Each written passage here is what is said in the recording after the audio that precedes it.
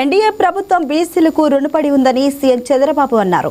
జాతీయ చేనేత దినోత్సవం సందర్భంగా చీరల్లో ఏర్పాటు చేసిన కార్యక్రమంలో సీఎం మాట్లాడారు. దేశం గర్వించే కళ చేనేత కళ అని, మన రాష్ట్రం ఇలాంటి కళలకు నిలయమని చంద్రబాబు అన్నారు. మన నేత కార్మికులు అగ్గిపెట్టెలో పట్టు చీర తయారు చేశారని గుర్తు చేశారు. రాష్ట్రంలో 1.27 లక్షల మంది చేనేత రంగంపైనే ఆధారపడ్డారని, అధికారంలో ఉన్న ప్రతిపక్షంలో ఉన్న చేనేత కార్మికులు టీడీపీకే ఓటు వేశారని వ్యాఖ్యానించారు.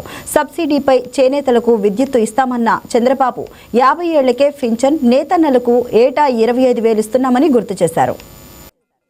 నేను రాజకీయాల్లోకి వచ్చిన తర్వాత ఎక్కువ కన్సర్న్ చూపించిన వర్గం చేనేత. ఇప్పుడు కూడా నేను గర్వంగా చెప్పగలుగుతున్నాను, అపోజిషన్లో ఉన్నా రూలింగ్లో ఉన్నా ఎప్పుడు చేనేత కార్మికులు తెలుగుదేశం పార్టీకే ఓటేశారు తప్ప వేరే గుర్తు తెలియని వ్యక్తులు మీరు. అందుకే ఎన్నికల ముందు ఒక మాట చెప్పాను.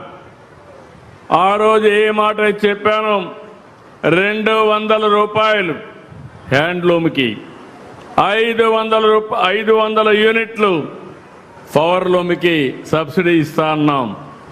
చెప్పిన మాట నిలబెట్టుకున్నాం. నేను పోయిన టర్మ్లోనే చేనేత కార్మికులు మగ్గం దగ్గర కూర్చొని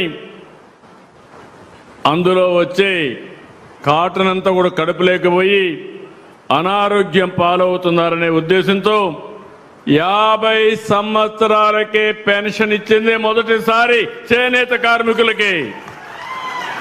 అదో కమిట్మెంట్తో చేశాం. 85,000 మందికి ఇస్తున్నాం. మొన్నే పెంచాం.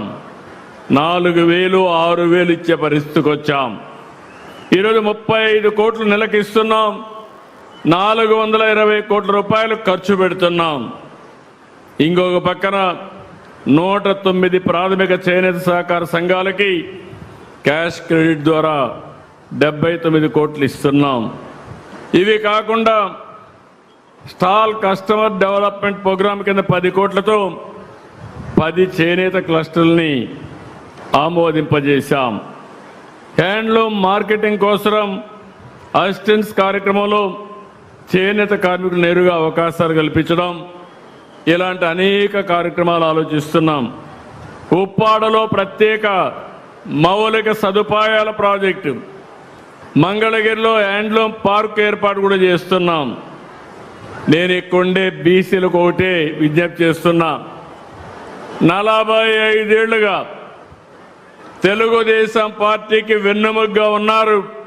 తెలుగుదేశం పార్టీని ఆదరించారు. మొన్న ఎన్నికల్లో ఎన్డీఏని